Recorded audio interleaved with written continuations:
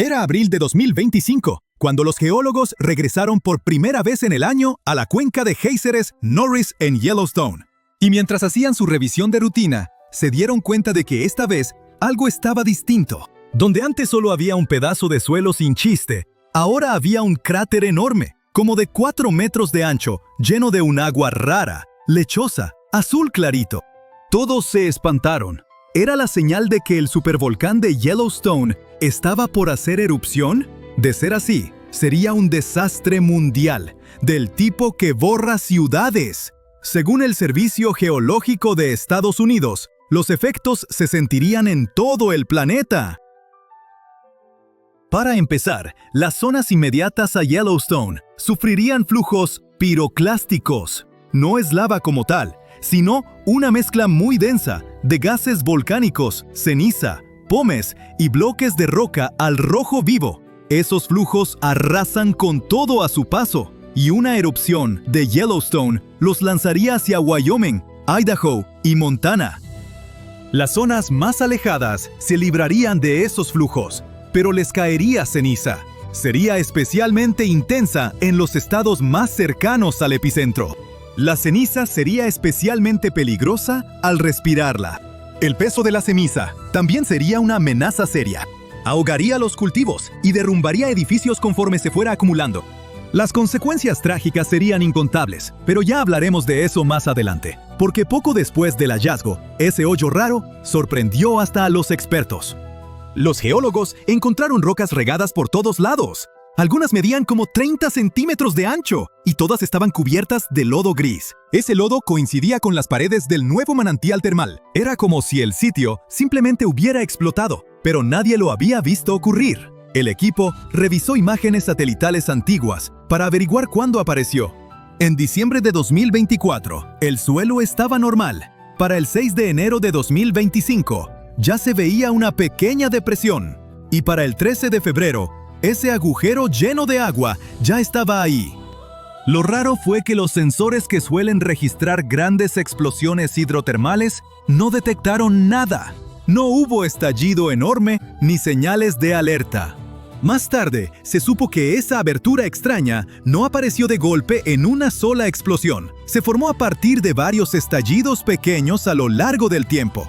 Primero, pequeñas explosiones arrojaron rocas, luego, lodo, y al final, excavaron el hoyo. Con el tiempo, se llenó de agua rica en sílice. Eso fue un gran alivio para todos. Yellowstone está sobre un supervolcán, y sus grandes explosiones son un escenario de pesadilla. Por suerte, esta vez fue una explosión lenta y de pequeña escala. Dramática sí, pero totalmente manejable. Mira, el Parque Nacional Yellowstone está lleno de géiseres, aguas termales y paisajes de todo tipo. Pero bajo la superficie, todo se pone intensísimo por el supervolcán. Ahora, los supervolcanes suelen ser enormes. A menudo ni siquiera tienen cono, porque suelen ser los restos de gigantescas cámaras de magma que, al vaciarse durante grandes erupciones, dejaron una caldera.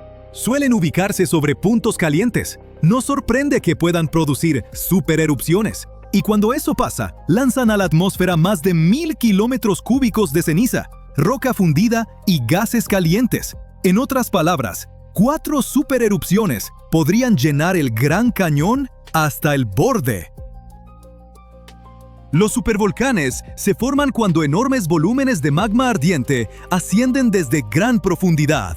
Este magma sube hasta quedar muy cerca de la superficie, pero no logra romper la corteza. Así, se acumula una bolsa presurizada de magma burbujeante a unos pocos kilómetros de profundidad.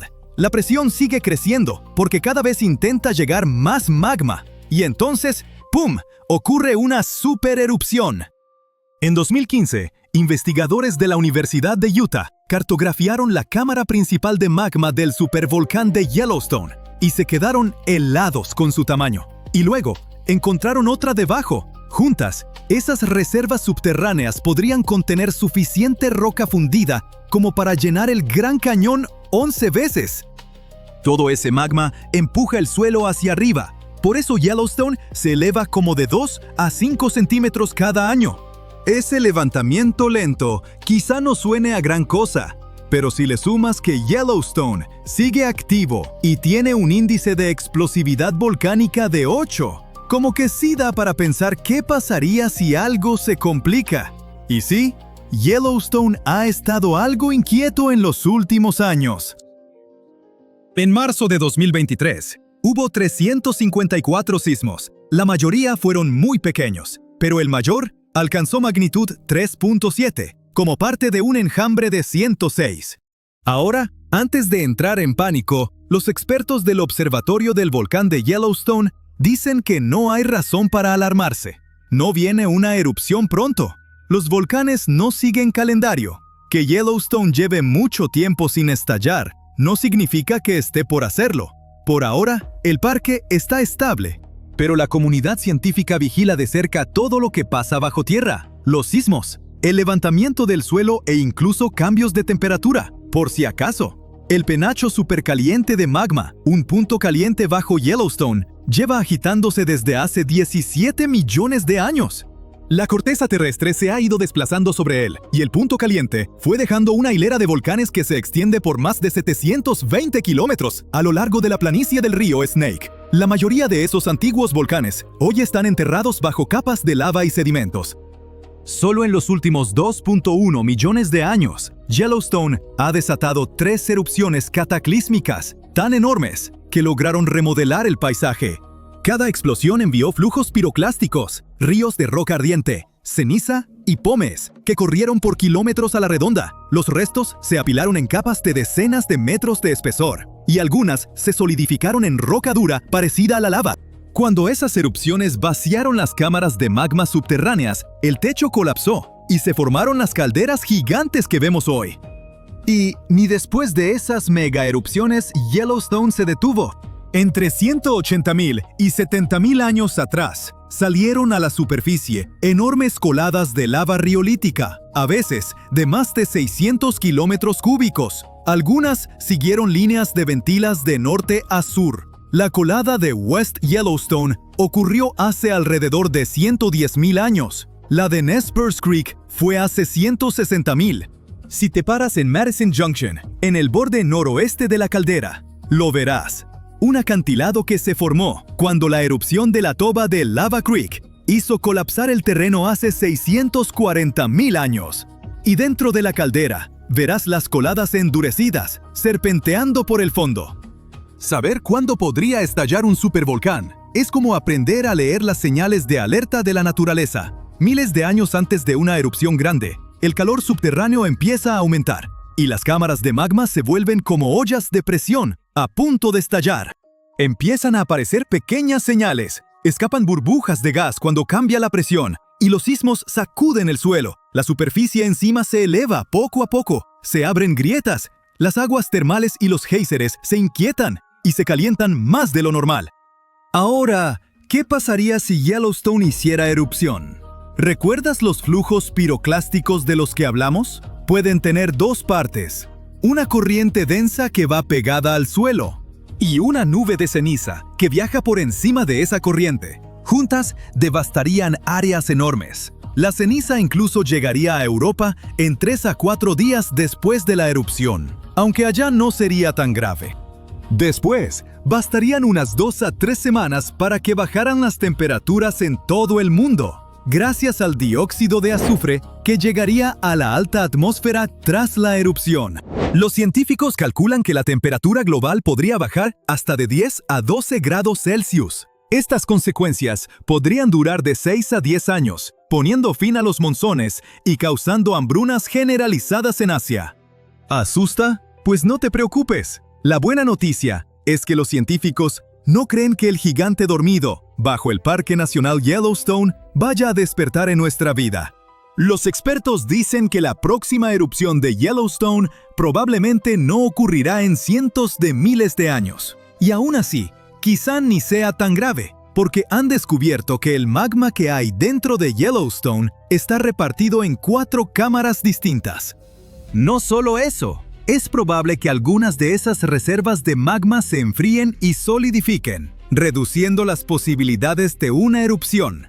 Así que, Aunque una erupción suene a algo capaz de cambiar el mundo, es muy poco probable que pase pronto. Es oficial, ahora conocemos la ubicación exacta y el momento de la próxima erupción del supervolcán de Yellowstone, y se llama supervolcán por una razón. Será miles de veces más poderosa que una erupción volcánica típica. Cuando esto ocurra, el planeta enfrentará desastres inmensos, terremotos, toneladas de flujos de magma, nubes de ceniza que bloquearán el sol. El cielo estará gris por mucho tiempo. Tendremos escasez de alimento debido a la falta de luz solar. Los aviones no podrán volar. Algunas especies de animales y árboles podrían desaparecer. Un desastre seguirá a otro como fichas de dominó que caen. Terribles tiempos aguardan a la Tierra y... Está bien, detente. Está claro, lo entendimos. Pero ¿cuándo ocurrirá todo esto? No te preocupes, no te quedarás sin respuesta. Cuando los volcanes comunes entran en erupción, siempre es un desastre, pero solo para aquellos lugares que están cerca del epicentro. Multiplica el daño de un volcán común por miles y obtendrás la erupción de un supervolcán.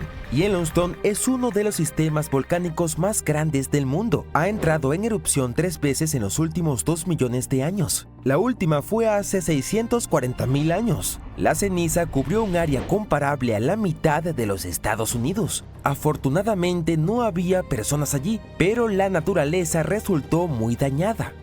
Una erupción similar ocurrió hace unos 74,000 años. Fue el supervolcán Toba de Indonesia, que provocó un apocalipsis que la raza humana tuvo que enfrentar. Según algunas teorías, solo unos pocos miles de personas sobrevivieron en ese tiempo durante el invierno volcánico, pero no está confirmado.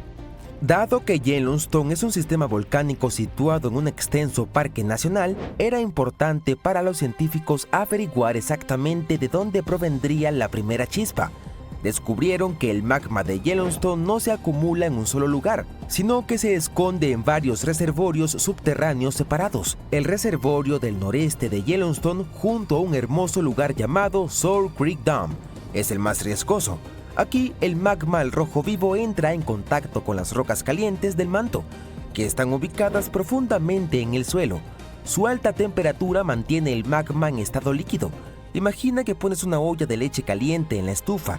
Nada se enfría, solo se calienta más, por lo que la leche podría pronto comenzar a subir y desbordarse de la olla. Lo mismo está sucediendo con el magma bajo Sour Creek Dam. El magma no se enfría allí y en algún momento puede comenzar a salir. Será como una tubería rota de la que brota una fuente de agua hirviendo. ¿Pero cómo se enteraron los científicos? Los reservorios de magma se encuentran a una profundidad de unos 10 kilómetros y toda esta zona es increíblemente caliente. Usaron un método especial llamado magnetotelúrica. El núcleo en rotación de la Tierra crea un campo magnético que rodea nuestro planeta. El magma fluye alrededor del núcleo y contiene muchos minerales que también generan campos magnéticos. Los científicos utilizaron instrumentos especiales que detectan esos campos que emanan del magma. Como un detector de metales encuentra joyas perdidas en la playa. Usando magnetotelúrica, escanearon Yellowstone y descubrieron 4 grandes reservas de magma. 3 de ellas emitían poderosas ondas electromagnéticas y en la cuarta, que se encuentra en el noroeste, registraron una señal mucho más fuerte. Este es el lugar donde se supone que ocurrirá la erupción, pero afortunadamente no sucederá pronto, quizás en decenas de miles de años, tal vez en cientos. Puedes relajarte. Ningún apocalipsis volcánico vendrá pronto. Pero, ¿cómo saben los científicos cuándo este magma comenzará a erupcionar? El magma no tiene un temporizador y el volcán no se despierta con una alarma. El magma fluye dentro de los poros de la roca sólida. Se asemeja a una esponja de platos con muchos agujeros pequeños por los que pasa el agua. El magma penetra en esos poros y los llena. Para que el magma comience a erupcionar hacia afuera, debe llenar al menos el 40% de estos poros. Aproximadamente el 20% está lleno ahora. Pero estas rocas calientes continúan calentando el magma y lo mantienen líquido, permitiendo que fluya entre los poros. En algún momento se conectará con otras piscinas de magma líquido y se convertirá en una gran corriente que ascenderá hasta la superficie. ¿Cómo podemos evitar que esto suceda? Parece que la solución es enfriar las rocas de basalto, pero esto es imposible de lograr. Están a varios kilómetros de profundidad, son incandescentes y son demasiadas. Y en cualquier momento, intentar enfriar una parte del núcleo de la Tierra parece una muy mala idea. Todo lo que podemos hacer es aceptar que la naturaleza tiene sus propios planes. Si la erupción ocurre en decenas o cientos de miles de años, entonces quizás la humanidad encuentre una manera de resolver este problema. Si no, deberíamos prepararnos para las consecuencias. Una enorme catástrofe global comienza con una explosión a gran escala. El magma en erupción produce una cantidad gigantesca de ceniza. Una poderosa explosión de energía hace que la corteza terrestre colapse sobre el reservorio de magma. Esto lleva a la formación de una caldera gigante. Probablemente has visto un cráter enorme en un volcán. Bueno, eso es la caldera. El desastre natural es tan fuerte que ensordece a todos los que están cerca. La onda expansiva levanta cenizas y piedra pómez a una velocidad que supera la del sonido. Los materiales volcánicos alcanzan grandes altitudes en cuestión de minutos. Luego, este pilar de ceniza se extiende y sumerge un vasto territorio en la oscuridad. Las partículas incandescentes en la parte inferior caen por su propio peso y calientan el aire a su alrededor. Es casi imposible respirar. Los trozos al rojo vivo de piedra pómez y ceniza prenden fuego al entorno. Toda esta masa caliente se convierte en flujos piroclásticos que destruyen y queman todo a su paso. Bosques, casas, caminos, todo se convierte en carbón. Ningún avión puede volar allí. Las finas partículas penetran los motores. Además, es imposible ver a través de una nube caliente tan oscura y gris. También es peligroso conducir automóviles. Las partículas volcánicas pueden quemar los neumáticos. Por suerte, gracias a las tecnologías sísmicas, se conoce con anticipación la erupción, por lo que todos han evacuado. La columna de ceniza que ha llegado al borde del espacio sigue expandiéndose en diferentes direcciones. El viento ayuda a la expansión de polvo volcánico. Una gigantesca nube como un paraguas aparece sobre el territorio de Yellowstone. Se ensancha cada vez más y sumerge una gran área en una oscura y caliente penumbra. Durante las 24 horas, la ceniza cae sobre la mayor parte de Estados Unidos y regiones de Canadá. Derriba líneas eléctricas, contamina cuerpos de agua y destruye cultivos. Entonces comienzan las lluvias. El agua se mezcla con la ceniza y cae al suelo en forma de lodo gris. Y no olvides, también es venenosa. La ceniza contiene mercurio, arsénico y plomo en grandes cantidades. Estas masas tóxicas contaminan los ríos, lagos, tierra y aire. Todo este tiempo, el volcán sigue en erupción. Las explosiones de magma, ceniza y piedra pómez pueden durar varias semanas o incluso un mes. Y esto es solo el comienzo. La ceniza pronto comienza a asentarse, pero el dióxido de azufre liberado durante la erupción se dispersa por toda la atmósfera. Este gas se mezcla con el vapor de agua atmosférico y forma un aerosol compuesto de pequeñas partículas. Todo esto cubre al planeta como un velo.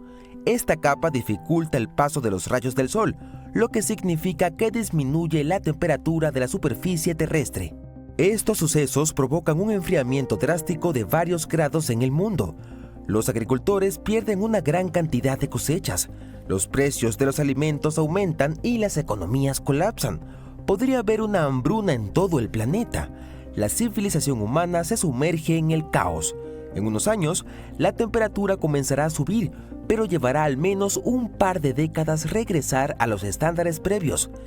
¿Qué será de la humanidad para entonces? Por supuesto, sobreviviremos, pero tendremos que reconstruir nuestra civilización. Pero no temas, si nada depende de nosotros, disfrutemos cada día de la vida, seamos agradecidos y ayudémonos mutuamente. Apoyarnos y cuidarnos incluso durante el invierno volcánico es una garantía de que la humanidad sobrevivirá.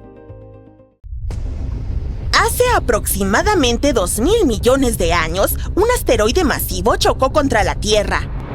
Dejó detrás de sí destrucción total y lo que ahora conocemos como el cráter de Vredefort en Sudáfrica.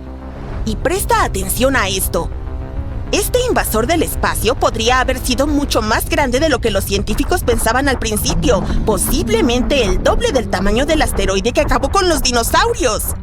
Hoy en día, el cráter de Vredefort tiene aproximadamente 159 kilómetros de ancho, lo que lo convierte en el cráter visible más grande del mundo. Pero técnicamente aún es más pequeño que el de Chicxulub en México. Este último tiene alrededor de 180 kilómetros y fue dejado por el famoso impacto que acabó con los dinosaurios hace 66 millones de años. Pero lo cierto es que los cráteres no permanecen iguales para siempre. Con el tiempo, la erosión los desgasta. Por eso empiezan a parecer más pequeños de lo que solían ser. Y los científicos piensan que cuando el cráter de Vredefort se formó por primera vez, podría haber alcanzado los 280 kilómetros de ancho. Eso significa que fue el sitio de impacto más grande que la Tierra ha visto, aunque hoy en día parezca más pequeño.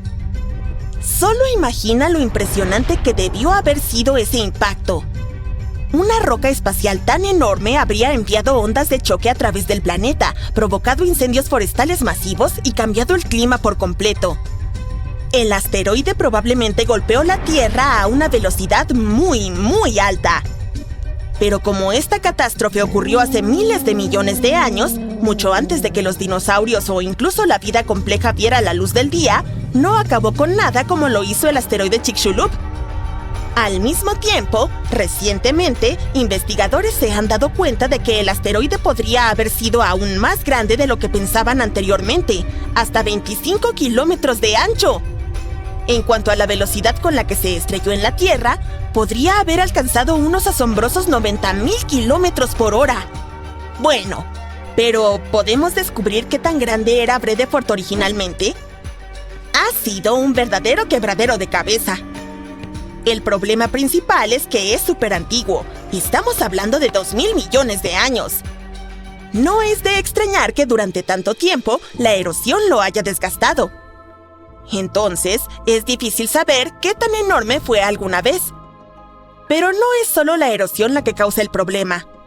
Con los años, se han acumulado nuevas capas de roca sobre partes del cráter y han cubierto la mayor parte de la estructura original. Por eso, ahora solo quedan pequeños fragmentos de borde elevado, y esto hace que sea aún más difícil obtener una idea clara de su tamaño original. Entonces, los científicos comenzaron a examinar los minerales alrededor del cráter, como el cuarzo y el zircón. Descubrieron que todos estos estaban alterados por el impacto del asteroide. Tenían pequeñas fracturas causadas por la explosión. Con este nuevo conocimiento, los científicos ahora creen que sus últimas estimaciones sobre el tamaño del asteroide son las más precisas. La razón por la que no hemos oído mucho sobre este impacto desastroso es que, a diferencia del asteroide de Chicxulub, que exterminó a los dinosaurios y transformó la vida en la Tierra, el de Vredefort impactó en un momento en que la Tierra era un lugar muy diferente. No había árboles ni animales, solo vida unicelular en los océanos. Eso significa que no hubo extinción masiva, ni incendios forestales, ni evidencia fosilizada de caos. Pero los científicos creen que aún así tuvo un impacto enorme en el planeta. Podría haber cambiado el clima incluso más dramáticamente que el asteroide que acabó con los dinosaurios. Pero dado que no tenemos mucha evidencia directa del desastre, estudiar lo que queda del cráter de Vredefort es una de las únicas formas de comprender cuán poderoso fue este impacto. Aunque ocurrió hace miles de millones de años, aprender sobre él puede ayudarnos a entender la historia de nuestro planeta y tal vez incluso prepararnos para futuras amenazas de asteroides. Después de todo, podrían ser similares a lo que sucedió en Siberia a principios del siglo XX, hace relativamente poco tiempo. Era una mañana cálida, el 30 de junio de 1908, cuando el cielo se iluminó repentinamente con un destello cegador. Lo que siguió fue una explosión tan poderosa que permaneció como un misterio durante décadas. Conocido como el evento Tunguska, fue uno de los desastres más desconcertantes de la historia. Los científicos sospechaban que era el impacto de un asteroide, similar al que provocó la extinción de los dinosaurios. Pero había un inquietante problema. Nunca se encontró ningún cráter. La explosión golpeó profundamente en los lejanos bosques de Siberia, cerca del río Podkamennaya Tunguska. El suceso fue más allá de cualquier cosa vista antes. Arrasó alrededor de 80 millones de árboles en un área de 2.150 kilómetros cuadrados. La fuerza del evento fue asombrosa. Fue lo suficientemente fuerte como para devastar el paisaje, quemar el suelo y eliminar a incontables animales. Según testigos, había un resplandor extraño en el cielo, seguido por una bola de fuego con una intensa luz azulada. Era más brillante que el sol. Momentos después, hubo una explosión ensordecedora. La onda expansiva fue tan poderosa que rompió ventanas a cientos de kilómetros de distancia y la gente fue derribada. Sin embargo, a pesar de la destrucción, la fuente de la explosión no dejó rastro evidente. Más tarde, los científicos finalmente comenzaron a entender lo que había ocurrido ese día. Imagina un meteoroide que entra a toda velocidad en la atmósfera terrestre y se transforma en un meteoro ardiente. Viaja tan rápido que el aire frente a él se comprime y calienta, lo que lo prende en llamas. Pero es tan grande que no se desintegra simplemente. De repente, explota. Cuando eso sucede, la explosión libera tanta energía que se propaga una potente onda de choque. Y como la explosión ocurre en el aire, no deja un cráter de impacto. A principios del siglo XX, con la tecnología limitada y la ubicación remota, los científicos se enfrentaron a un enigma. Solo mucho después concluyeron que había sido una explosión aérea, donde un objeto explota en lo alto de la atmósfera, sin tocar el suelo, pero liberando suficiente energía para devastar el área. Muy probablemente era un asteroide gigante del tamaño de un edificio de 25 pisos. Podría haber viajado a unos 53.900 kilómetros por hora y haber explotado a entre 5 y 10 kilómetros sobre la superficie de la Tierra. Otra historia sorprendente ocurrió a finales de los años 90, pero no fue la Tierra la que se vio afectada. Un cometa, el Shoemaker-Levy 9, quedó atrapado en la órbita de Júpiter. Un día, se acercó demasiado y la inmensa gravedad del planeta lo rompió en pedazos, convirtiéndolo en un montón de fragmentos. Algunos de ellos tenían un tamaño de hasta 0,8 kilómetros de ancho.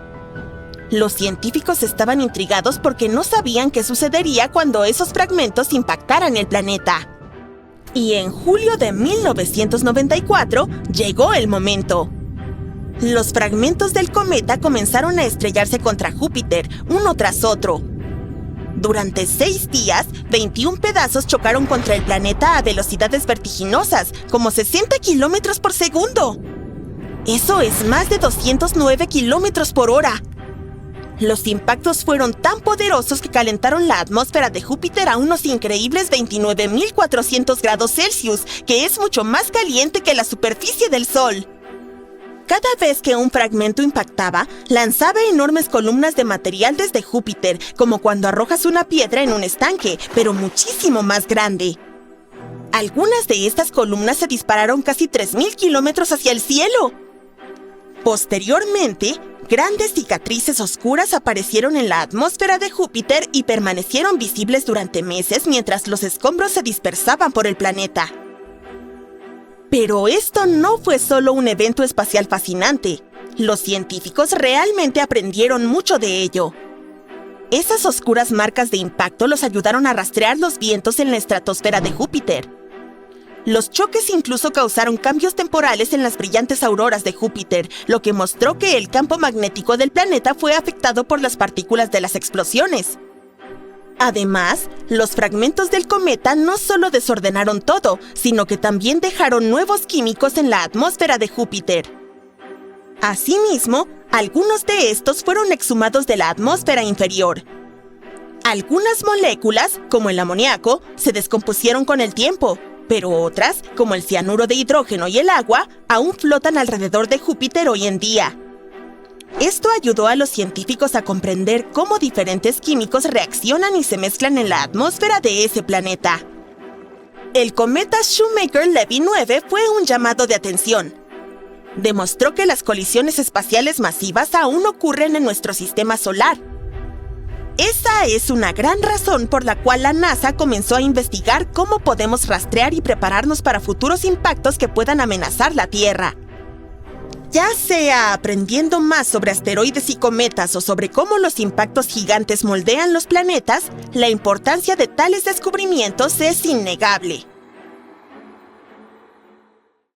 Todos sabemos que las misiones espaciales tienen un costo exorbitante. Para tener una idea, Un boleto al espacio para un astronauta comienza en alrededor de $20 millones y puede ascender hasta 50 millones. La NASA es una organización bien financiada, pero siempre están buscando reducir costos y ahorrar millones donde sea posible. Además, la NASA hace tiempo comprendió que no necesitan ir a la luna de Saturno para estudiar si hay vida allí. Tenemos todas las condiciones adecuadas para la vida extraterrestre en Wyoming. Si eso te suena, entonces ya sabes por qué la NASA tiene tanto interés en Yellowstone. Para explorar la vida más allá de la Tierra, debemos estudiar entornos que imiten las condiciones extraterrestres. Ahí es donde entran en juego las aguas termales. Ahora bien, no es todo el parque lo que despierta el interés de la NASA. Dejemos a los osos, los alces y otros terrícolas a nuestros biólogos. El verdadero punto de interés son los géiseres, donde prospera la vida microbiana. Por cierto, Yellowstone tiene más géiseres y aguas termales que el resto del mundo junto. En algunos de ellos, el agua puede alcanzar temperaturas de hasta 90 grados. Puedes pensar, vaya, eso solo es bueno para preparar té. Pero aquí está el asunto. La vida en forma de microbios no solo sobrevive, sino que prospera en estas condiciones extremas. De hecho, se ha adaptado específicamente a ellas. Entonces, ¿podrían estos microbios ayudarnos a encontrar vida en otros planetas? ¡Absolutamente! Ahora, enfoquémonos en la verdadera estrella, la gran fuente prismática. Está llena de sílice, lo que le da ese color impresionante. La sílice refracta la luz solar, especialmente las longitudes de onda azules, por eso se ve tan vibrante. La parte más asombrosa, sin embargo, no es el color, sino el hecho de que esta fuente termal puede enseñarnos mucho sobre cómo evolucionó la vida. Hace unos 4.500 millones de años, los seres vivos aún no sabían cómo aprovechar la energía del sol, por lo que utilizaban procesos químicos en su lugar, tal como lo hacen ahora en la gran fuente prismática. Pero, ¿por qué estamos hablando de otros planetas? Bueno, si la vida en la Tierra comenzó de manera comparable a lo que vemos en Yellowstone, hay una buena posibilidad de que podamos encontrar algo similar en otro lugar del universo. Y si pudiéramos precisar cómo comenzó la vida aquí, podríamos afinar nuestra búsqueda de vida en otros planetas.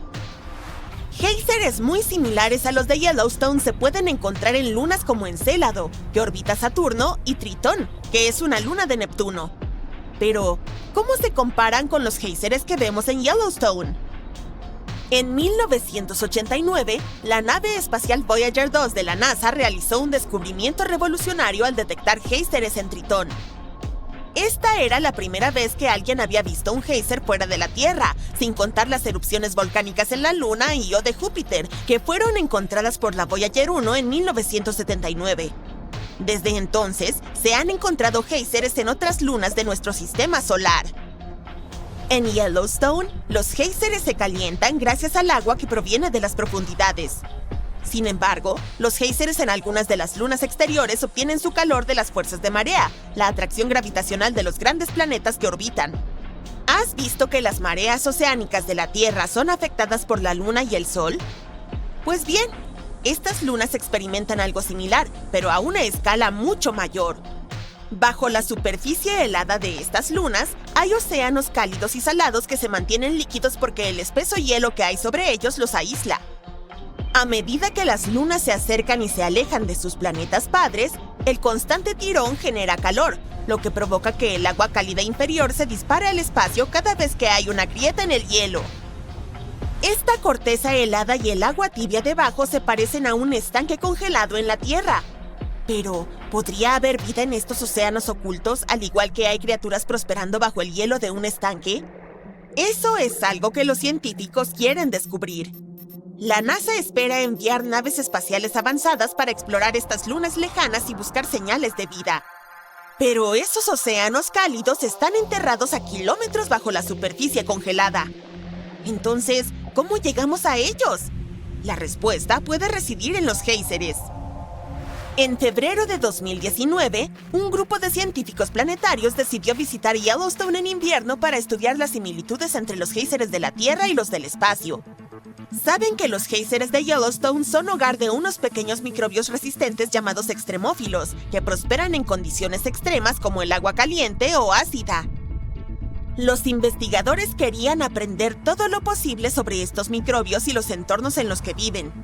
Llevaron una serie de herramientas científicas para medir cosas como la temperatura, los niveles de pH y el oxígeno en el agua. También utilizaron instrumentos especiales para analizar los químicos del hielo y las rocas, e investigaron el aire en busca de gases. Además, recogieron muestras de rocas, hielo y agua de los géiseres, y atraparon pequeñas gotas en láminas de papel de aluminio recubiertas de rocío del géiser. Su principal objetivo era el gran géiser de la fuente en el cañón del medio de Yellowstone, el cual ofrece un espectáculo impresionante 2 o 3 veces al día. Sin embargo, visitarlo en invierno presentaba ciertos desafíos. Algunos científicos se retrasaron debido al clima nevado y llegaron tarde por la noche justo antes de que tuvieran que entrar al parque. Luego, su coche quedó atascado en un ventisquero y tuvo que ser rescatado por una máquina quitanieves. Al día siguiente, viajando en un autobús especial para nieve, el equipo tuvo que abrirse paso a través de la nieve profunda por casi 1 kilómetro para llegar al géiser, mientras vigilaban la presencia de alces, bisontes e incluso osos. A medida que se dirigían al gran géiser de la fuente, hicieron pausas para recolectar muestras y hacer mediciones de otros estanques interesantes en el camino, como Lemon Pool y Surprise Pool. Aunque Yellowstone parece remoto, no está tan lejos como Encélado y Tritón. Es un laboratorio natural único que puede enseñarnos mucho sobre la vida en la Tierra y, potencialmente, más allá. Oh, en cuanto a laboratorios, el Gran Manantial Prismático podría considerarse uno. Mira a estos chicos. Bajo el microscopio se ven como cerillas. Su nombre latino oficial es Thermus aquaticus. Viven en esta fuente termal y estas bacterias han salvado millones de vidas. Si eres escéptico sobre lo que acabo de decir, entonces debes saber que estas bacterias ayudaron a crear la base de las pruebas PCR, ampliamente utilizadas en la medicina actual para dar diagnósticos rápidos y precisos. En los años 60, un microbiólogo llamado Thomas Brock estaba explorando las piscinas térmicas sobrecalentadas del parque y se topó con algo asombroso. A Brock le interesaban muchísimo las bacterias que podían prosperar en condiciones extremas. Durante sus 10 años de investigación en géiseres y manantiales termales, encontró un microbio en un manantial llamado Mushroom Pool que podía sobrevivir en agua casi hirviendo. Este pequeño, Thermus aquaticus, resultó ser un cambio radical para la ciencia. ¿Por qué? Bueno, es crucial para una técnica llamada PCR, o reacción en cadena de la polimerasa, que se usa para hacer copias rápidas de muestras de ADN. Antes del descubrimiento de Brock, este proceso era complicado porque el calor podía dañar las enzimas que mantienen el ADN unido. Pero gracias al Thermus aquaticus, los científicos ahora pueden calentar y enfriar muestras de ADN sin descomponerlas, haciendo todo más rápido y fácil. Todo esto sucedió porque los investigadores habían purificado una enzima llamada polimerasa TAC a partir de este organismo. Esos microbios de Yellowstone también podrían ser tu nuevo plato favorito para un desayuno delicioso y sostenible. Un microbio único fue descubierto allí durante una investigación financiada por la NASA y ahora se está transformando en sabrosas hamburguesas veganas para el desayuno y queso crema. Originalmente encontrado en una fuente termal, esta pequeña maravilla se llama Fusarium cepa flavolapis y ha captado la atención de los entusiastas del espacio como una posible fuente de proteína para misiones espaciales prolongadas. Además, requiere mucha menos agua y tierra que la carne de res y se convierte así en una opción interesante. Los investigadores al principio analizaron este microbio para hacer biocombustibles, pero pronto se dieron cuenta de que podía cultivarse como una proteína completa con una textura similar a la del pollo. Comercializado como FAI, puede transformarse en una variedad de productos alimenticios, todo gracias a un proceso de fermentación que lo mantiene libre de contaminantes. Casi lo olvido, la NASA incluso está trabajando en un bioreactor para cultivar FAI en el espacio. ¡Oh! ¡Sigue conectado!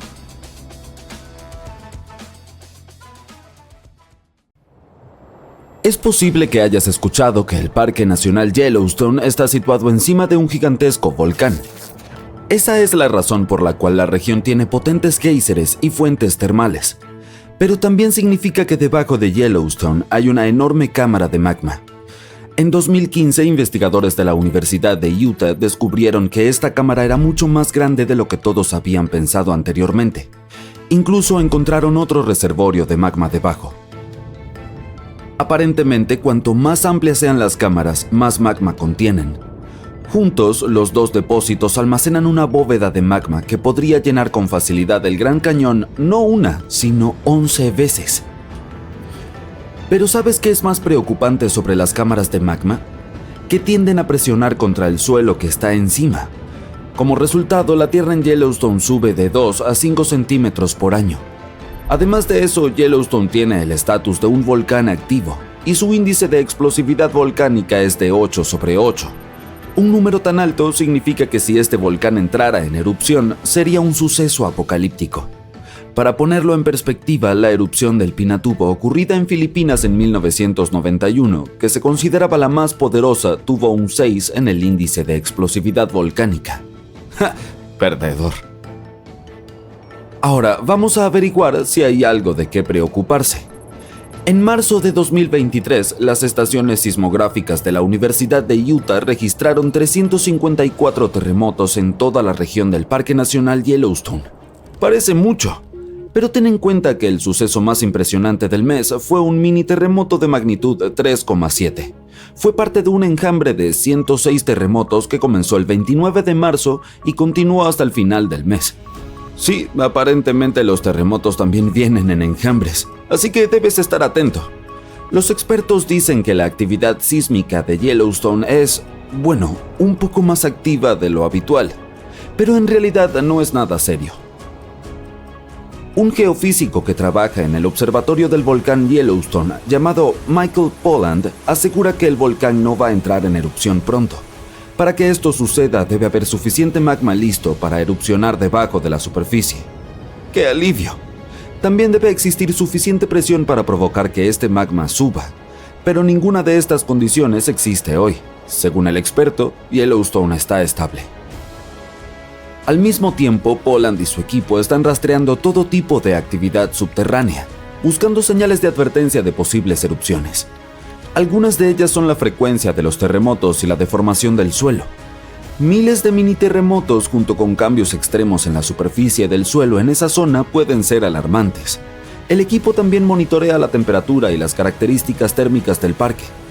Otra señal destacable de un posible desastre son los cambios en la actividad de los géiseres del parque, así como en las emisiones de gases.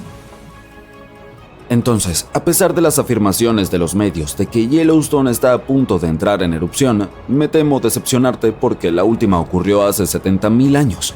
Así no es como funcionan los volcanes. Los expertos dicen que es uno de los conceptos erróneos más comunes sobre los volcanes. Ellos no siguen cronogramas.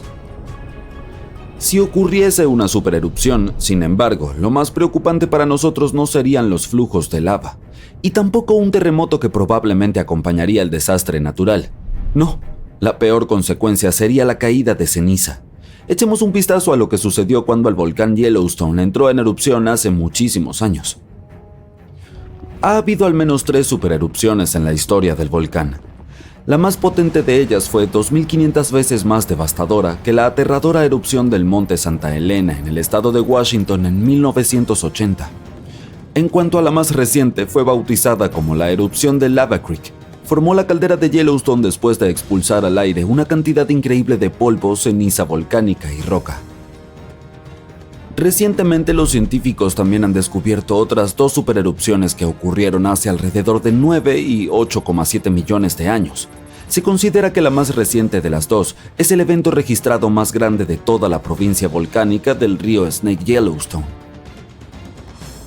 Echemos un vistazo a lo que estaba sucediendo hace tantísimos millones de años, porque no estábamos en ese entonces, así que solo podemos hacer suposiciones basadas en las evidencias. Los primeros indicios del desastre aparecieron mucho antes de que estallara la catástrofe. Durante miles de años, el calor había estado surgiendo desde el interior del planeta. Las rocas debajo de la corteza se derretían y dejaban atrás enormes cámaras. Estaban llenas de una mezcla presurizada de roca semisólida, magma, vapor de agua y diferentes gases incluyendo dióxido de carbono. Toda esta candente sopa subterránea se estaba expandiendo, ya que más y más magma llegaba con el tiempo. La tierra que estaba sobre el sistema volcánico se elevaba casi imperceptiblemente. Un año antes de la supererupción, Yellowstone dio una advertencia. ¿Un eructo quizás? Pero hace tanto tiempo no había nadie que pudiera interpretar esas señales. Además, la mayoría de estos procesos alarmantes ocurrían bajo tierra. Por ejemplo, la descompresión libera burbujas de gas. Al reventar, estas burbujas a menudo impulsan ciertos tipos de erupciones. Meses antes de la erupción, los terremotos de pequeña escala se volvieron más frecuentes y más intensos. El suelo en muchos lugares alrededor del supervolcán se calentó más que de costumbre. Los lagos superficiales y las aguas subterráneas también elevaron su temperatura. Si hubiera habido personas en esa época, habrían notado una extraña niebla en toda la zona. No mucho antes de que comenzara la erupción, la creciente presión empujó el suelo sobre la cámara de magma hacia arriba. Esto creó un levantamiento en forma de domo. Se empezaron a abrir grietas estrechas a lo largo de los bordes de este domo. Imagina abrir una botella de refresco después de haberla agitado. Algo parecido estaba sucediendo cerca del volcán, como una mezcla de Mentos y Coca-Cola. La presión se liberó a través de las fracturas cuando los gases estallaron desde debajo de la superficie. Justo antes del desastre, el suelo alrededor del volcán Yellowstone se elevó. Las piscinas geométricas y los géiseres se calentaron hasta llegar a temperaturas de ebullición y se volvieron más ácidos de lo habitual. El magma comenzó a ascender hacia la superficie. En un momento dado, el techo de roca de la cámara de magma no pudo resistir más y la erupción se desató. Pequeños pero constantes temblores comenzaron a mover el suelo días antes de la catástrofe. Pero el verdadero temblor no empezó hasta varios minutos antes de la erupción. Con un rugido ensordecedor, una enorme columna de lava y ceniza se disparó hacia el aire. Luego de varios minutos, una corriente piroplástica azotó la zona a la velocidad de un huracán. Tal corriente es una mezcla líquida de piezas de lava semisólidas, ceniza volcánica y gases calientes expansivos. Parecía una avalancha de nieve extremadamente caliente y tóxica. Con una temperatura de alrededor de 700 grados centígrados, fue quemando todo a su paso. El volcán continuó expulsando ceniza durante días sin parar. Para todos los seres vivos, esta fue una de las consecuencias más peligrosas de la erupción. La ceniza volcánica se convierte en cemento vidrioso a los pocos segundos de ser inhalada. La mayoría de los animales no tuvieron ninguna oportunidad de sobrevivir. Incluso los árboles gruesos comenzaron a colapsar bajo el peso de esta sustancia densa. En solo un par de días, una capa espesa de ceniza cubrió grandes territorios. Después de que la ceniza llegó a la estratosfera, las temperaturas en todo el mundo comenzaron a bajar. La erupción fue rica en azufre, un efectivo bloqueador solar. Por eso pronto hizo tanto frío que no hubo verano en todo el mundo durante los siguientes años. Los animales no podían encontrar comida ni agua limpia. Este desastre natural llamado la supererupción de Grace Landing fue colosal. Así es como los investigadores lo describieron en sus estudios recientes. Afectó un territorio enorme. Las corrientes de lava esmaltaron un área tan grande como Nueva Jersey en vidrio volcánico ardiente que esterilizó instantáneamente la superficie de la Tierra, eliminando toda la vida vegetal que había prosperado allí.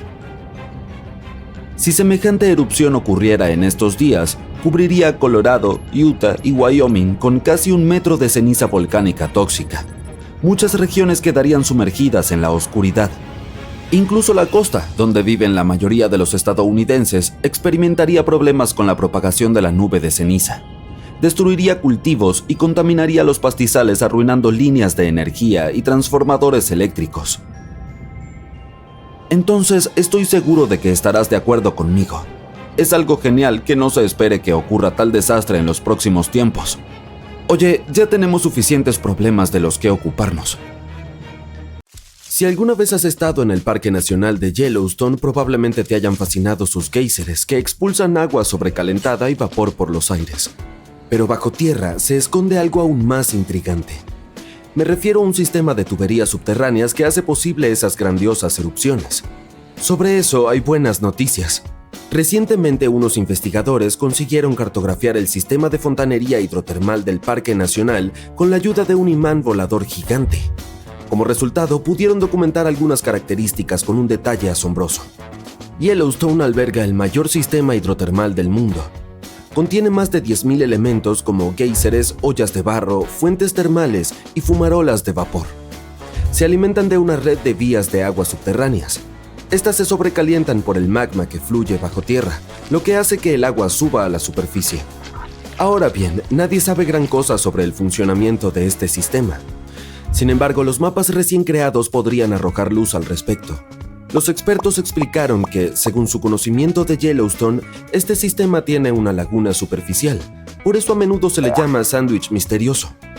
Los científicos saben bastante sobre las características de la superficie, porque pueden observarlas directamente, y conocen lo que ocurre en el sistema magmático y tectónico varios kilómetros por debajo, pero aún no han descubierto qué sucede en el centro. Ahora debo hablarte de ese imán volador gigante utilizado para la investigación. Es conocido como SkyTEM. Fue conectado a un helicóptero y sobrevoló Yellowstone varios cientos de veces escaneando el suelo. El imán está formado por un bucle de alambre cargado de 25 metros de ancho. Su función principal es generar un potente campo electromagnético.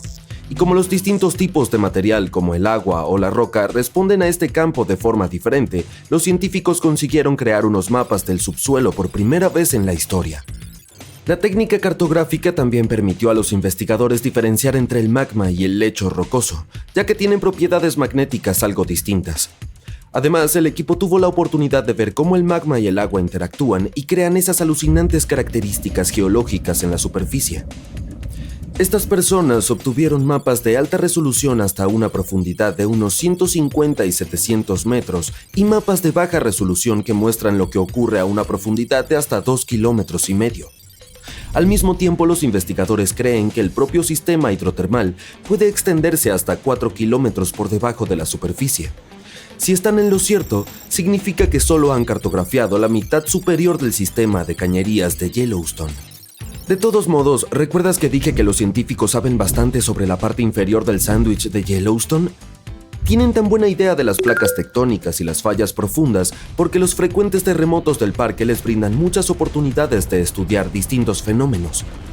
En julio de 2021, por ejemplo, más de 1,000 sismos sacudieron la zona.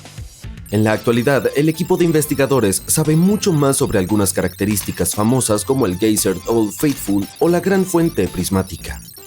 También han descubierto que algunos elementos hidrotermales de la superficie pueden estar conectados con otros que pueden encontrarse a una distancia de hasta 10 kilómetros.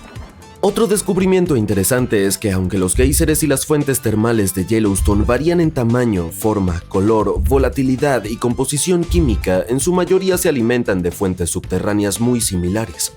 Esto significa que la diferencia entre las características aparece más cerca de la superficie. Seguro que has visto la icónica imagen de Yellowstone con un gran manantial arcoíris de un naranja ardiente en sus bordes. Entonces, ¿qué hace que estas fuentes termales sean tan coloridas? Sorprendentemente, estas impresionantes tonalidades proceden de criaturas microscópicas. Las temperaturas en los manantiales son tan altas que pueden cocinarte fácil y rápidamente. Además, el agua es muy ácida, como el líquido de una batería de coche. Pero hay ciertos tipos de microbios amantes del calor a los que no les importan estas alocadas condiciones. Incluso se puede decir que prosperan allí. Así pues, cada anillo de un color diferente está, en la mayoría de los casos, habitado por bacterias diferentes. Y cada especie está adaptada a una temperatura determinada o a un nivel de pH que indica lo ácido que es tal o cual entorno. Un ejemplo de eso es la gran fuente prismática.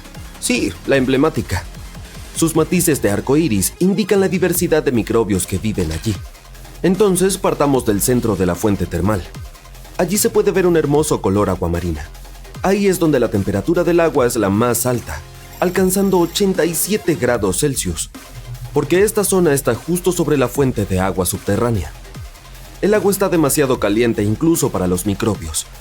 Por eso, lo que se ve es sobre todo agua clara. En cuanto a la razón de su color azul, es la misma por la que el cielo es de ese tono. La luz del sol incide en la superficie del agua y la luz se dispersa. Pero la luz azul es la que más se dispersa y se refleja en los ojos. Ahora el siguiente anillo de color es el amarillo. Todo gracias a ciertas cianobacterias. La temperatura en este anillo alcanza los 74 grados Celsius. Si las condiciones de la fuente termal fueran un poco diferentes, estas bacterias crearían un tono azul verdoso gracias a un pigmento verde llamado clorofila. Pero como la luz solar que incide en el manantial es demasiado intensa, las bacterias empiezan a producir otro tipo de pigmento llamado carotenoide. Y adivina qué, actúa como un protector solar para las bacterias. Y como este pigmento es naranja, la bacteria normalmente verde adquiere un tono amarillento. Después tenemos ese color naranja brillante más cerca de los bordes del manantial prismático. Es un poco más fresco allí, alrededor de 65 grados Celsius. En esta parte se pueden encontrar varios tipos de bacterias. Todas ellas producen sustancias que dan al manantial este color naranja brillante. Por último, justo en los bordes del manantial, la temperatura es más fría, alrededor de 55 grados Celsius. Y allí puede sobrevivir la mayor variedad de microbios. Todos ellos combinados dan a los bordes ese tono marrón rojizo. Pero los científicos creen que las personas y su actividad podrían haber influido en los tonos de las características hidrotermales de Yellowstone. Por ejemplo, en el pasado las temperaturas de la piscina Morning Glory eran mucho más altas que las actuales. Por eso su color era azul oscuro. Pero la basura empezó a acumularse allí, y parte de ella obstruyó el respiradero. Esto hizo que las temperaturas bajaran, lo que provocó un crecimiento microbiano. Como resultado, ese bonito color azul se convirtió en amarillo anaranjado. En cuanto a los géiseres de Yellowstone, el más famoso se llama Old Faithful, o Viejo Fiel en español. Recibió este nombre a finales del siglo XIX por la regularidad de sus erupciones. Este es más activo que otros, ya que entra en erupción unas 20 veces al día. Cada una de estas magníficas erupciones dura entre 1 y 5 minutos. Y la fuente de agua humeante puede alcanzar una altura de 55 metros. Al hablar de este parque nacional, no podemos dejar de mencionar el supervolcán de Yellowstone, ¿verdad? Los supervolcanes aparecen cuando enormes volúmenes de magma intentan escapar de las profundidades del subsuelo. Finalmente irrumpen en la superficie de la Tierra. A veces, todo este se queda atascado, incapaz de atravesar la corteza del planeta.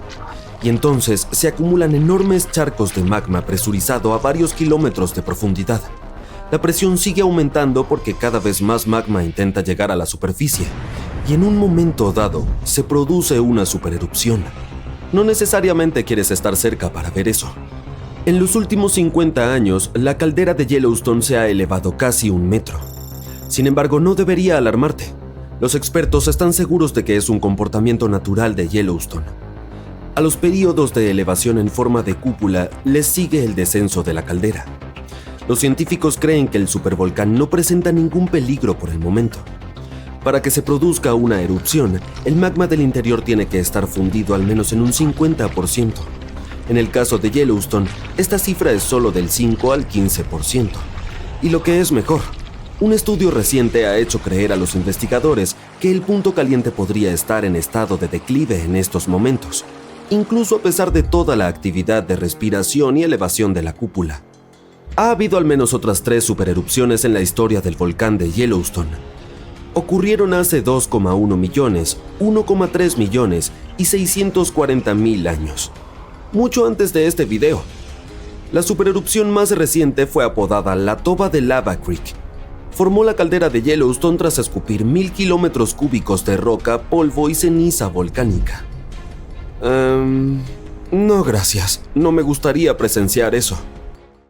El escudo protector de nuestro planeta decae y finalmente falla. Lo mismo sucede con nuestros satélites. Primero los satélites de comunicación en las órbitas más altas se desploman. Luego, los astronautas que están en la órbita terrestre baja ya no pueden contactarse con su centro de control. Y finalmente, los peligrosos e implacables rayos cósmicos comienzan a bombardear todo en la Tierra, causando estragos y devastación. ¿Serán estas las aterradoras consecuencias de la inversión del campo magnético del planeta a las que podríamos enfrentarnos? Mientras ves este video, el polo norte magnético de la Tierra está fuera de lugar. Es tan notorio que los científicos tendrán que actualizar el modelo de campo magnético global que se publicó hace tan solo 4 años. ¿Significa que el polo magnético de nuestro planeta cambiará pronto de lugar? Ten paciencia, lo averiguaremos un poco más tarde. Verás, el polo magnético se está moviendo de manera bastante errática desde el Ártico canadiense hasta Siberia, y estos movimientos son muy impredecibles, pero es normal que el polo se mueva. Existen registros a largo plazo de Londres y París que prueban que el polo norte magnético se mueve aleatoriamente alrededor del polo norte de rotación durante periodos de varios cientos de años. Pero lo más asombroso de su movimiento es que se está acelerando.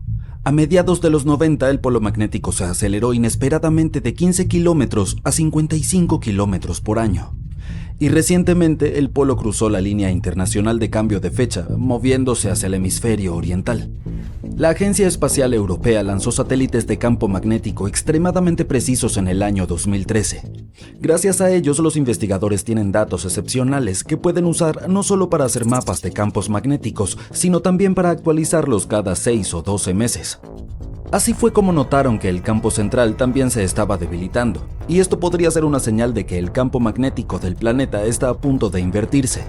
Para entender mejor este proceso, debemos descifrar cómo funciona el campo central. Digamos que tenemos un imán con forma de barra que atraviesa el centro de nuestro planeta y tiene un polo norte y un polo sur.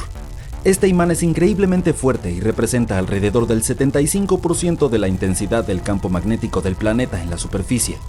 Nuestro imán en barra no solo se está moviendo, sino que también está debilitándose, aproximadamente un 7% cada siglo.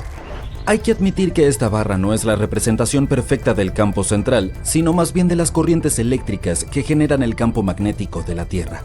Aún así, este modelo facilita la comprensión de lo que está sucediendo con nuestro planeta ahora. El campo magnético de la Tierra juega un papel importante a la hora de protegernos de la radiación peligrosa y la actividad geomagnética, que es el producto de la interacción entre el viento solar y la magnetosfera terrestre. El campo magnético de la Tierra también se mueve. Los científicos han estado estudiando y rastreando el movimiento de los polos magnéticos durante cientos de años. Los movimientos históricos de estos polos indican cambios en la geometría global del campo magnético de nuestro planeta, y también podrían señalar el inicio de la inversión del campo. Eso es lo que a veces llamamos un cambio entre los polos magnéticos norte y sur. Si el polo norte magnético se mueve un poco, no es gran cosa, pero una inversión completa podría tener un impacto serio en el clima de nuestro planeta, así como en la tecnología moderna. Afortunadamente, estos giros no ocurren de la noche a la mañana. Todo el proceso se extiende a lo largo de miles de años. Además, aunque el polo magnético se debilita durante una inversión de polos, no desaparece por completo. Por lo tanto, esos hechos aterradores del comienzo del video probablemente no nos sucederán. La magnetosfera continuará protegiendo al planeta de los rayos cósmicos y de las partículas solares cargadas, aunque puede que llegue algún grado de radiación de partículas a la superficie de la Tierra. Los campos magnéticos son generados por cargas eléctricas en movimiento. Si algún material permite que estas cargas se muevan con facilidad en su interior, se denomina conductor. El metal es un excelente conductor y es lo que más utilizamos para transferir corrientes eléctricas de un lugar a otro. En este caso, la corriente eléctrica son cargas negativas llamadas electrones que se desplazan a través del metal. La corriente es lo que genera un campo magnético. La Tierra tiene un núcleo de hierro líquido, es decir, existen capas y capas de material conductor dentro de nuestro planeta. Corrientes de carga se mueven constantemente a través del núcleo y el metal líquido también se desplaza y circula allí, generando el campo magnético. Este campo magnético, a su vez, produce algo que se asemeja a una burbuja alrededor del planeta.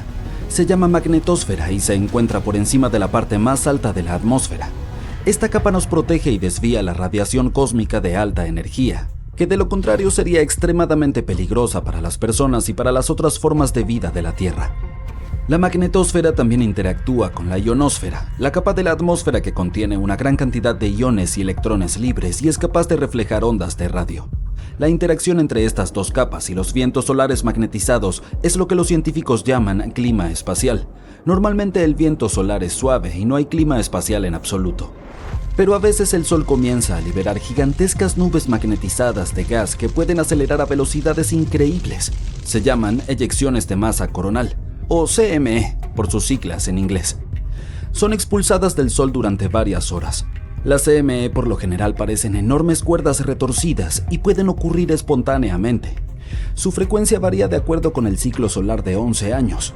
Por ejemplo, en un minuto solar puedes observar una eyección por día, y cuando el Sol está en su fase más activa, podría haber 3 CME diarios.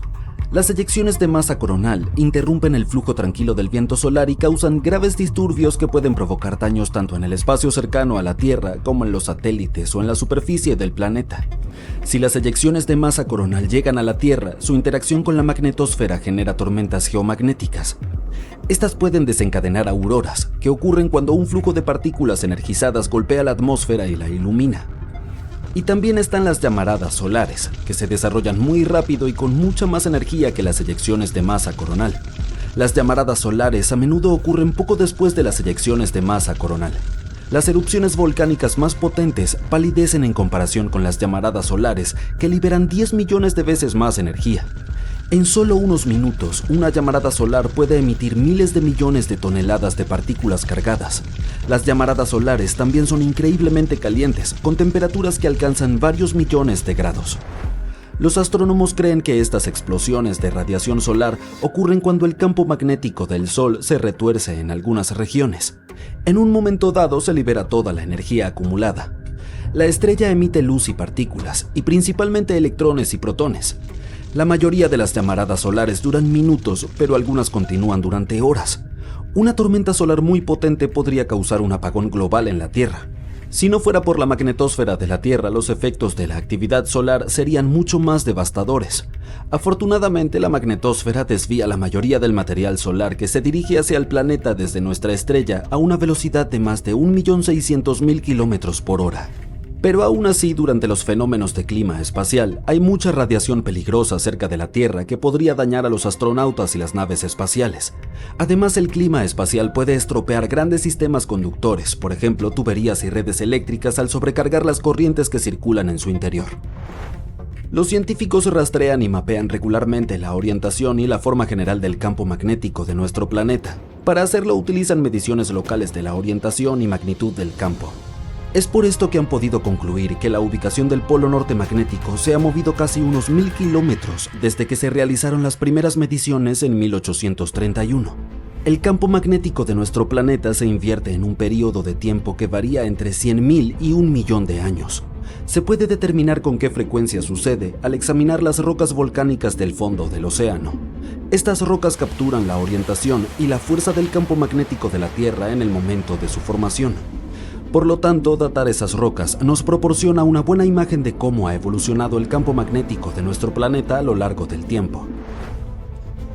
Desde un punto de vista geológico, las inversiones de campo ocurren bastante rápido, pero son extremadamente lentas desde una perspectiva humana.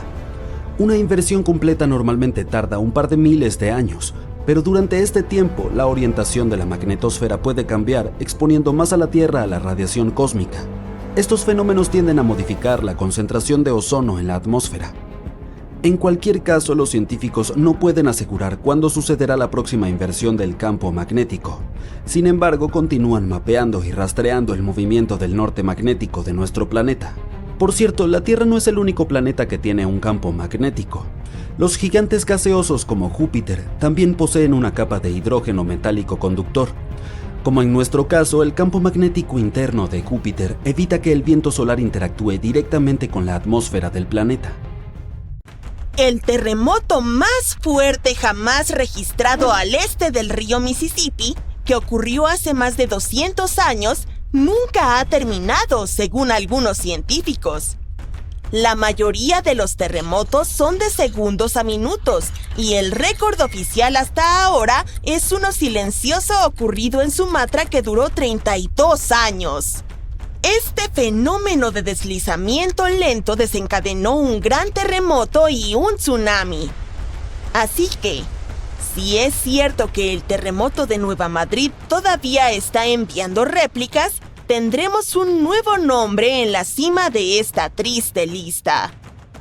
El terremoto comenzó en diciembre de 1811, con un poderoso sismo en una parte poco poblada del noreste de Arkansas.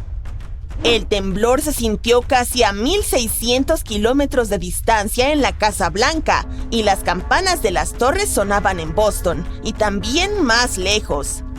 Incluso hizo que el poderoso Mississippi fluyera hacia atrás por unos minutos sobre nuevas cascadas formadas por el desplazamiento del suelo. El pueblo de Nueva Madrid, Missouri, desapareció por completo en la catástrofe. La tierra no se mantuvo quieta hasta finales de enero del año siguiente, cuando la situación se volvió grave de nuevo. Un terremoto muy fuerte golpeó esta vez cerca de la confluencia del río Ohio y el río Mississippi, justo en el talón de Missouri. Los geólogos creen que fue una ruptura en la falla de Nueva Madrid, lo que aumentó aún más la tensión en la cercana falla de Reelfoot. Justo cuando parecía que no podía empeorar, pasaron otras 2 semanas de temblores y la falla de Reelfoot se rompió profundamente bajo Nueva Madrid. En Tennessee, aproximadamente a 24 kilómetros al sur de Nueva Madrid, el levantamiento del suelo creó el lago Reelfoot.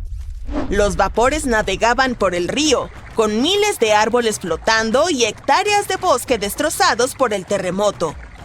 En San Luis, Missouri, que se encuentra a 257 kilómetros de distancia, los edificios sufrieron graves daños y las chimeneas cayeron en Cincinnati, Ohio, a 645 kilómetros de distancia. Hasta en Montreal, Canadá, a más de 1,600 kilómetros, algunas personas sintieron temblar la tierra. Los sismólogos han registrado alrededor de 200 pequeños terremotos en la zona sísmica de Nueva Madrid cada año desde 1974.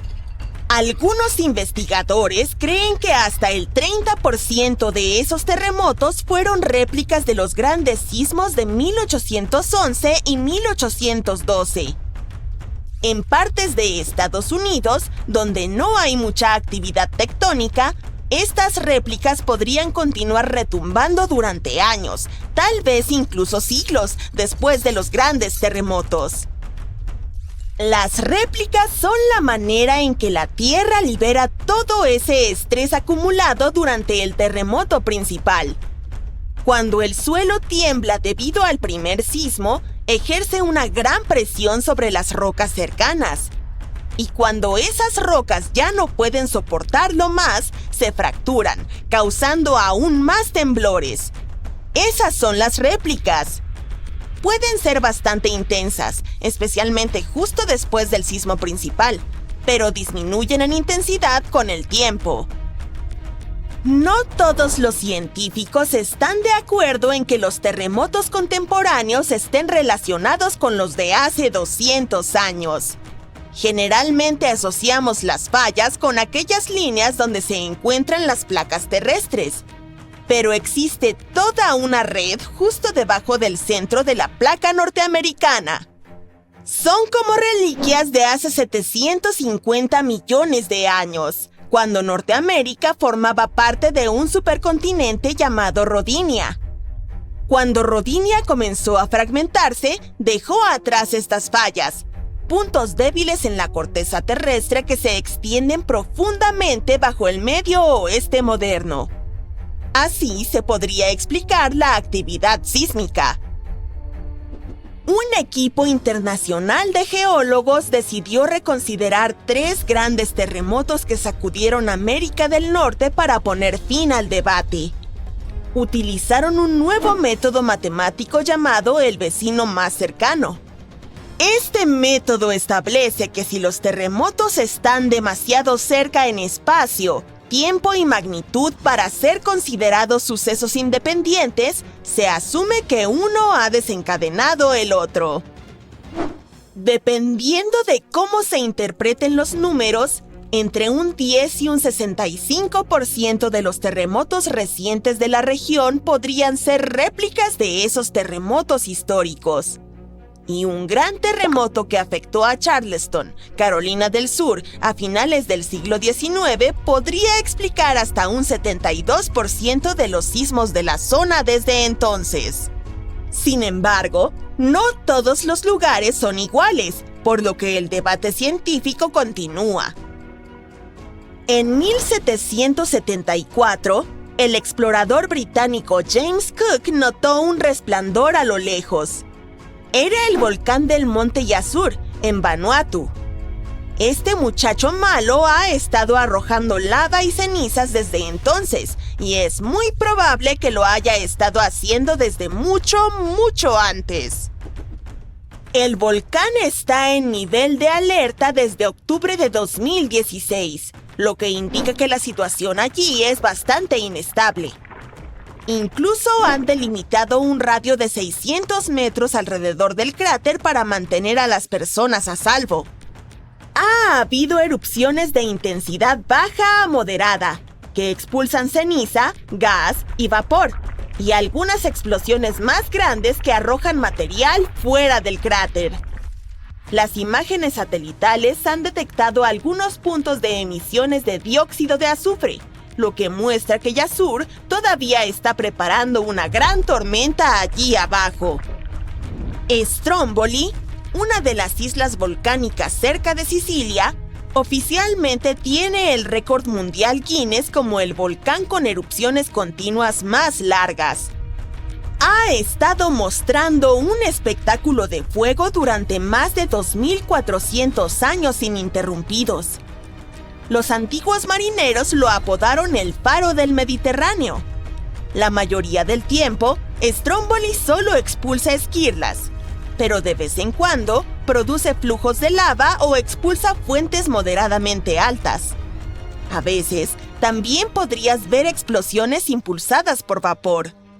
Hace más de 200 millones de años, el mundo experimentó una transformación importante, no con una ni con dos, sino con 4 grandes erupciones volcánicas que cambiaron las reglas del juego. Todo ocurrió en Rangelia, un gran pedazo de tierra que solía ser un volcán gigantesco que se extendía por lo que ahora son la Columbia Británica y Alaska. Esta actividad volcánica podría haber ayudado a los dinosaurios a crecer desde criaturas del tamaño de un gato hasta los gigantes que vimos en Parque Jurásico. Además, se desencadenó una temporada de lluvias de 2 millones de años, el episodio pluvial carniano. Esto hizo que el mundo fuera cálido y húmedo, y a los dinosaurios les encantó. Los investigadores excavaron profundamente en las capas de sedimento debajo de un antiguo lago de China para descubrir estos secretos. Encontraron rastros de ceniza volcánica y mercurio, claras señales de aquellas erupciones épicas. Había trazas de carbono que mostraban enormes picos en los niveles de dióxido de carbono, lo que hacía que la atmósfera se calentara y la lluvia cayera intensamente. Todo ocurrió en 4 pulsos separados, cada uno desencadenado por esas monstruosas explosiones volcánicas. Hay un lugar en un parque nacional no muy lejos de Sydney, Australia, donde un incendio ha estado ardiendo bajo tierra durante al menos 6.000 años. Lo llaman montaña ardiente y es un incendio que se quema a través de una capa de carbón bajo la superficie. Una vez que estos incendios subterráneos comienzan, son prácticamente imposibles de extinguir. Esta bola de fuego tiene hasta 9 metros de ancho y es muy caliente, pero no tiene llama. Está ardiendo lentamente. El fuego ha estado avanzando a un ritmo de aproximadamente 1 metro por año. Un granjero lo descubrió por primera vez en el siglo XIX y pensó que era un volcán. Las personas que han vivido aquí desde hace siglos creen que este lugar es sagrado. Lo han utilizado para cocinar y para fabricar herramientas y cuentan que comenzó por las lágrimas de una viuda o por la antorcha de un héroe. Pero los expertos piensan que podría haber sido un rayo o el carbón calentándose como una parrillada de verano por la interacción con el oxígeno. Algunos dicen que podría haber estado ardiendo desde antes de que los dinosaurios vagaran por la Tierra. Nadie sabe exactamente cuánto tiempo arderá esta montaña o en qué dirección se moverá el fuego. Actualmente, el carbón tiene suficiente oxígeno para arder durante siglos e incluso milenios sin intervención humana. El fuego está calentando la montaña como un horno gigante, haciendo que se agriete y se desmorone, y atrayendo más oxígeno para alimentarse. Aunque los humanos decidan actuar, estos incendios en las vetas de carbón necesitan cargamentos de agua y nitrógeno líquido para ser controlados. Hace varios años, unos exploradores notaron que el rescoldo se acercaba a un acantilado que daba a un pequeño río. Y dependiendo de lo que decida hacer la veta de carbón a continuación, podríamos ver algunos cambios dramáticos en las próximas décadas. Podría haber llamas con mucho más calor o la veta de carbón podría profundizarse, extinguirse y apagarse lentamente.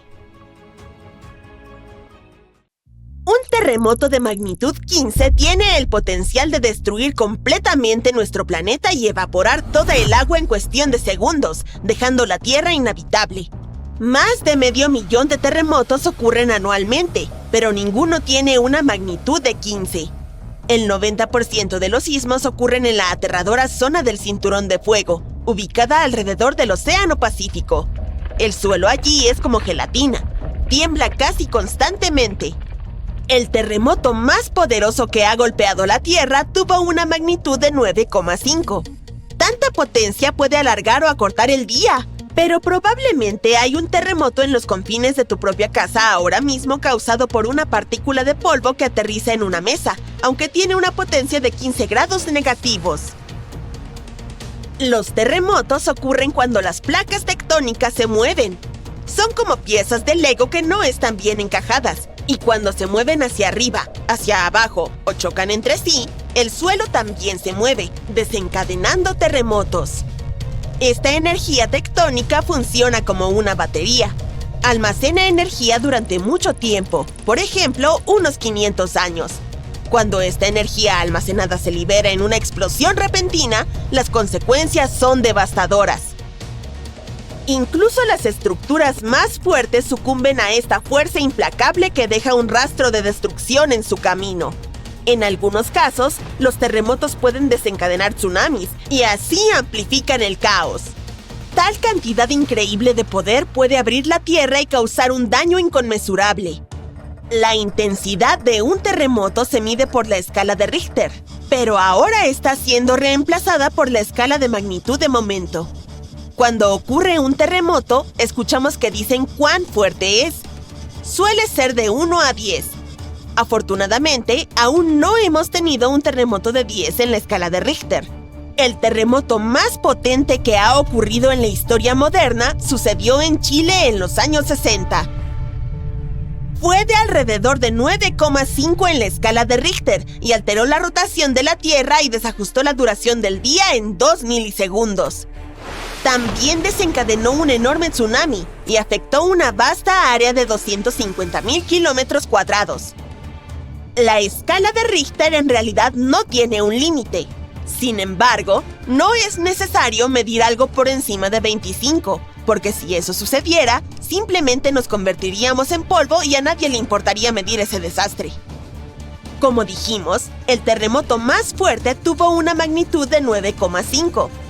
Si esta magnitud hubiera sido solo medio más fuerte, habría creado una línea de ruptura de 3.500 kilómetros de largo. Eso es casi 7 veces el tamaño de Wyoming. Un terremoto de magnitud 11 crearía una grieta alrededor del mundo. Enormes tsunamis golpearían las zonas costeras destruyendo todo, y la Tierra entraría en una terrible crisis ambiental. Si te gusta el senderismo, tendrías nuevas montañas para explorar, creadas por el aterrador terremoto. Incluso la temperatura podría aumentar debido a las erupciones volcánicas y los gases de efecto invernadero resultantes. Nuestro planeta se convertiría en un horno caliente. Los lugares más seguros serían los que se encuentran lejos de cualquier edificio, mar, océano y montañas, donde existiría una baja probabilidad de deslizamientos de tierra. Los países no preparados para terremotos serían totalmente destruidos y las ciudades se convertirían en montones de escombros y polvo. Subir en la escala de Richter solo empeoraría las cosas.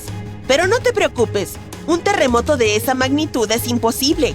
La corteza terrestre no tiene suficiente energía para producir semejante desastre. Pero hay algo que tiene mucho más poder y puede producir megaterremotos. Los asteroides tienen el poder suficiente para destruir nuestro planeta, como todos sabemos por la experiencia de los dinosaurios. Ese asteroide tenía alrededor de 10 kilómetros de largo y causó enormes daños al planeta. Desató terremotos que sacudían constantemente el suelo durante meses. Estos temibles sismos eran 50,000 veces más fuertes que el terremoto de Chile. También provocaron un tsunami que fue 30,000 veces más potente que el tsunami del Océano Índico, y este último fue uno de los tsunamis más devastadores que jamás hayan azotado la Tierra. Los terremotos causados por el asteroide tuvieron una magnitud de 11, lo que los convirtió en el desastre natural más poderoso y aterrador que jamás haya existido, y esperemos que siga siendo así. El tsunami del Océano Índico solo afectó a ciertas regiones del mundo. En cambio, el tsunami del asteroide afectó a todo el planeta y tenía olas de 10 metros de altura. Aunque hubieras viajado al lugar más remoto de la Tierra, no habrías podido esconderte de este ángel de la muerte. Un terremoto de magnitud 15 no sería un 50% más fuerte que el terremoto de Chile. La escala no funciona así. Sería alrededor de 1 millón de veces más poderoso que un terremoto de magnitud 9,5. Podría hacer que toda el agua de la Tierra se evaporara, dejándonos devastados y sin ningún H2O para sobrevivir. Todos los ecosistemas colapsarían, todas las cadenas alimentarias se romperían, y probablemente solo algunas bacterias muy fuertes sobrevivirían a lo imposible. Y esa es solo una fracción de las cosas aterradoras que podrían suceder. El océano es como el aire acondicionado de nuestro planeta. Sin él, la Tierra sería extremadamente caliente. El océano también sirve como un escudo contra los poderosos rayos del sol. Actúa absorbiendo el calor y enfría la Tierra. Los científicos creen que lo más peligroso sería la incapacidad de la corteza terrestre para sobrevivir a los violentos temblores de un terremoto de magnitud 15. Si nuestro planeta milagrosamente sobreviviera y no se convirtiera en polvo, habría enormes aberturas en su corteza. El suelo se volvería gelatinoso. Se movería aleatoriamente hacia arriba, abajo, izquierda y derecha, y ningún edificio sobreviviría a eso. Nuestra civilización retrocedería hasta la era de Stonehenge. Los movimientos tectónicos como este son devastadores. Algo similar ocurrió en Japón, cuando las placas tectónicas se separaron 50 metros y luego volvieron a unirse, creando un terremoto de magnitud 9. Ningún lugar de la Tierra está exento de este escalofriante fenómeno natural.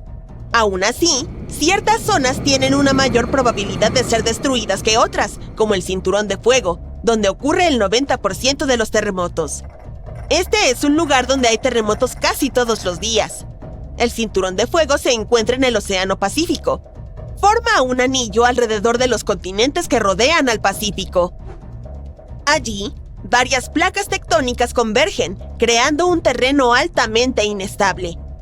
Para hacer el problema aún más aterrador, el 75% de los volcanes activos se encuentran en esta zona. El 90% de los volcanes inactivos también están allí, lo que hace a este lugar extremadamente peligroso. Los científicos estudian con detenimiento esta región para encontrar una forma de predecir cuándo podría ocurrir el próximo terremoto. El Cinturón de Fuego no es el único lugar que tiene riesgo de terremotos. En California, a lo largo de la falla de San Andrés, 2 placas tectónicas han almacenado energía durante más de 200 años. La falla de San Andrés tiene una longitud de 1,150 kilómetros y tiene el potencial de producir un terremoto catastrófico.